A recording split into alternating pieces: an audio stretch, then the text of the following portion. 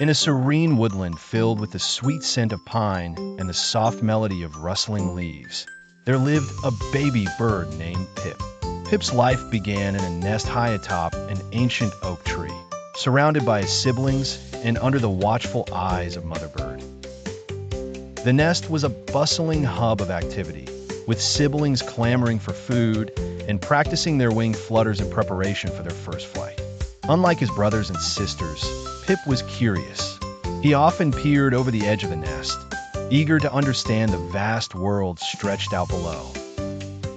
Every day, Pip watched the squirrels as they scurried about, the deer that wandered close, and marveled at the sparkling river that wound its way through the forest, glinting and shining like a silver ribbon under the sun. One day, as the afternoon light softened into the golden hues of dusk, Pip experienced something unexpected. While stretching his wings over the nest's edge, a gust of wind lifted him. There was no time to understand or react. In an instant, Pip found himself airborne. Pip tumbled clumsily through the air before crash landing on a bed of soft moss at the base of the oak tree. Terrified and yet exhilarated by the rush of air beneath his fledgling wings, Pip realized he had embarked on his very first adventure. Despite the shock of the fall, he felt a spark of joy. Here was the forest he had only ever glimpsed from above. Nearby, the gentle burble of the river caught Pip's attention. With tentative steps, he made his way towards the soothing sound. As he neared the riverbank, the scene filled him with awe.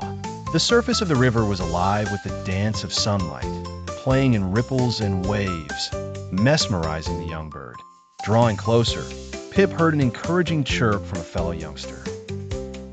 A little sparrow perched on a neighboring branch called, "Don't be afraid. The world is full of wonders waiting to be discovered." Thus emboldened, Pip took a brave sip from the river, savoring the sweet, cool water. He was no longer afraid of the world outside the nest. Instead, he felt a growing urge to explore more, discover more, and perhaps one day, share these stories with his siblings. As evening descended, Mother Bird found Pip near the river. She coaxed him onto her wings and carried him back up to the nest. But from that day on, Pip no longer felt confined by his perch. Whenever he looked at the river, he remembered the day his feet touched new ground and felt the scales of courage weigh softly upon his little heart.